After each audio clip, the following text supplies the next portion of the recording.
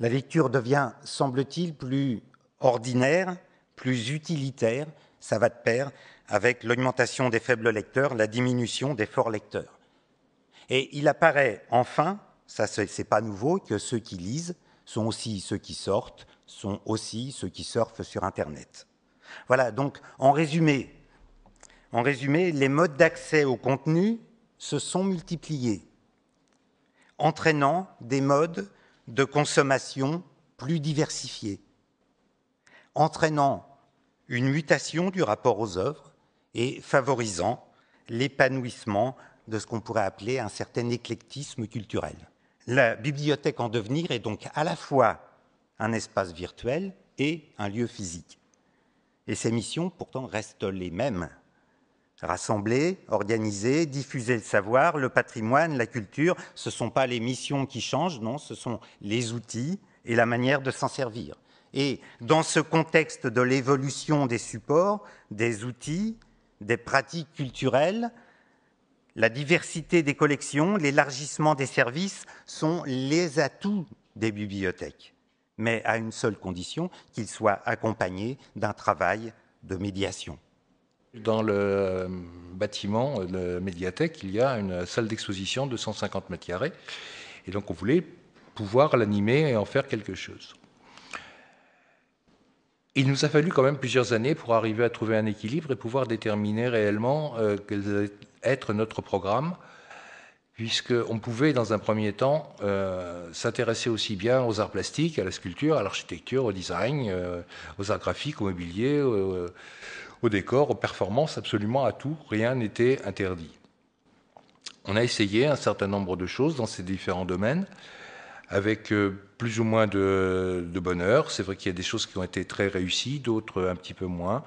Et on s'est vite aperçu qu'on avait du mal à pouvoir maintenir dans la durée des thématiques comme le design ou l'architecture, parce qu'on n'avait pas complètement les moyens de cela non plus, et qu'on était un peu trop isolé pour ça. Donc il est important pour nous de resserrer la programmation. On l'a fait autour des arts graphiques. Donc, notre idée a été en effet de valoriser les collections, que ce soit celles des albums, de la bande dessinée, du dessin de presse ou même donc de la gravure, par des expositions. Donc on s'est appuyé sur la collection pour pouvoir développer cela. Et maintenant, on arrive donc à une programmation annuelle avec 4 expositions par an, qui s'intéressent un peu au dessin de presse, donc là, actuellement, c'est le cas. Ensuite, à l'illustration pour la jeunesse. En septembre, octobre, ça sera la bande dessinée, et en fin d'année, donc, la gravure. On a cherché aussi une représentation large dans chacun des domaines avec des artistes confirmés, mais aussi des jeunes créateurs, un niveau qualitatif important, et une autre chose importante aussi, des artistes nationaux et internationaux, en sortant complètement, en effet, de ce qui pouvait être le poids du local, qui pouvait être un risque si on n'y faisait pas attention, et naturellement des œuvres exposables. Et ce glissement s'est adapté donc à ces nouveaux publics qui viennent voir une exposition à la médiathèque sans pour cela venir dans une médiathèque, et tout en faisant quand même évoluer le regard des usagers habituels. Un autre axe, c'est la mise en valeur de la scène musicale locale. Rennes est une ville très musicienne, très musicale. Nous avons des collections de musique qui sont très importantes dans les bibliothèques.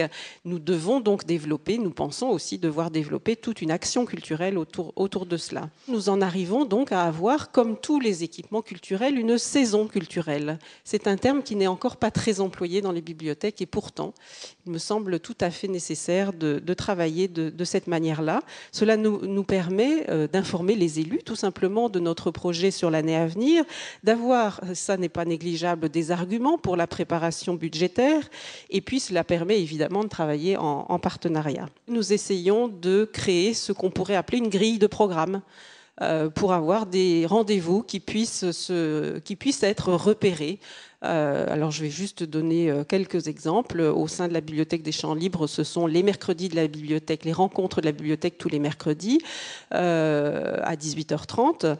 Ce sont à peu près 2 cycles par an. C'est un certain nombre de cafés littéraires. C'est un certain nombre, alors une fois par trimestre, une rencontre du club des lecteurs sciences. Enfin, un certain nombre de rendez-vous. Pour que la bibliothèque départementale devienne cet acteur culturel attendu par le Conseil général, il a fallu vraiment réorganiser la bibliothèque, prendre en compte dans le budget cette dimension action culturelle, puisque jusqu'à présent, jusqu'en 2004, c'était une association des amis de la bibliothèque qui, traditionnellement, dans les BDP, il y a ce genre de construction-là, hein, qui donc faisait de l'animation culturelle. Hein.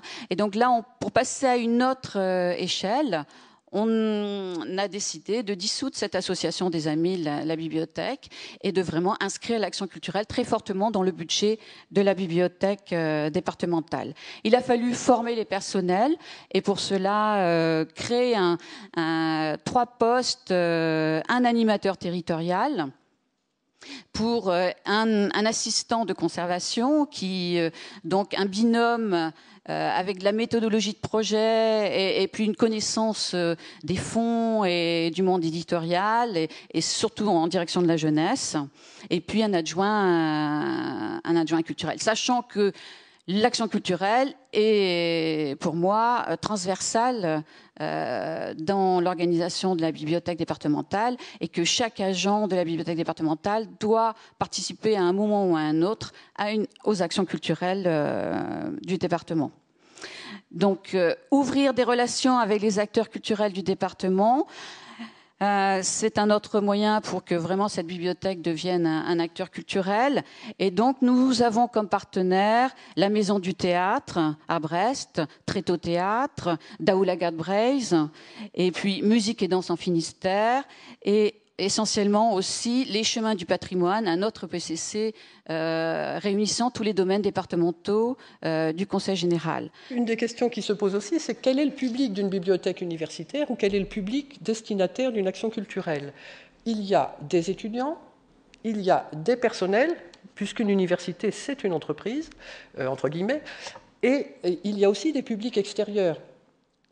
Les bibliothèques universitaires, la mienne en tout cas, sont ouvertes au public extérieur sans aucune restriction et donc elles ont aussi le public extérieur comme public potentiel. Et évidemment, les actions ne seront pas les mêmes selon qu'on s'adresse à l'un ou à l'autre. Et puis, il y a des actions spécifiques qui ont petit à petit été prises en charge par l'UBS. Alors des manifestations, rendez-vous du jeudi, passe culturel, les mardis de la Maison de la Recherche. Hein, donc vous voyez qu'on a de plus en plus de cycles qui se mettent en place, qui visent à... l'idée est plutôt de faire venir le public extérieur à l'université pour lui montrer que ça n'est pas un lieu impressionnant. Enfin, l'idée est de dédramatiser l'université par rapport au grand public.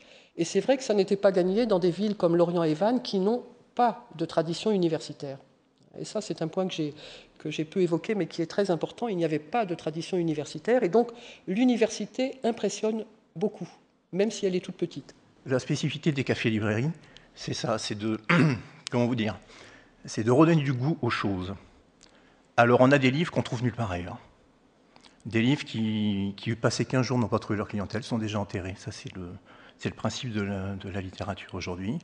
Et ben, nous, on les met en tête de gondole. C'est ceux-là qu'on met, parce qu'on estime que ceux-là valent le coup. Chaque café-librairie a sa spécificité. Nous ne sommes absolument pas dans une relation marchande aux livres, même si on les vend. On fait l'argent. Hein. Le but du jeu, c'est comme de vivre, et de vivre bien. Il est économiquement viable. Je gagne de l'argent depuis le début, c'est terrible. On souffre terriblement. On est rentable, on investit, on va s'agrandir, on va embaucher. La part du livre dans le chiffre d'affaires est de plus de 40% aujourd'hui, en sachant que le bar représente 35%. Égalité, c'est très important l'égalité. Et la petite restauration, parce qu'on fait aussi à manger, pour créer ce lieu de convivialité, pour que les gens se retrouvent, et à un moment, 25%. Alors le bar est très important, pourquoi? Parce qu'il amène des gens au livre. Et là, je crois qu'on est à l'interface par rapport au débat. On est en train de replonger des sussoirs dans des terroirs où le livre a disparu. Et on ramène les gens au livre, par la bière. Alors c'est un paradoxe, c'est le nôtre et on le défend. C'est-à-dire que quelqu'un qui s'installe pour boire un coup, parce qu'on offre cette possibilité, sans l'obliger à acheter des livres. C'est un lieu de vie, on s'installe, on boit des coups, on est avec des copains, on discute. Et puis le livre, il est à portée de la main, parce que géographiquement, tout est interpénétré, il n'y a pas de séparation. Et puis on ouvre des proches, et puis on se dit, tiens, je sais lire. Je comprends ce qu'il dit, ça me plaît ce qu'il dit. Et petit à petit, on voit des gens qui avaient oublié qu'ils savaient lire, se remettre à lire. On se alimente, encore une fois, de l'existant, on ne crée rien. On le met simplement en évidence et on valorise cette chose. Et je crois que les cafés-librairies sont des lieux de valorisation de la culture populaire. Je crois que c'est ça qu'il faut réfléchir. Et on est capable aujourd'hui, justement, moi je n'ai sollicité personne depuis le début, j'ai des offres culturelles, tout le monde vient me voir, des écrivains, des contes d'auteurs, des poètes, des conteurs, des musiciens, on vient me voir pour dire, est-ce qu'on peut faire ça chez toi? Parce que chez toi, on sait que ça va marcher. Et quand on a ça, bon, on ne se pose pas trop de problèmes, ça marche. Mes salles sont pleines, je refuse du monde, pour tout.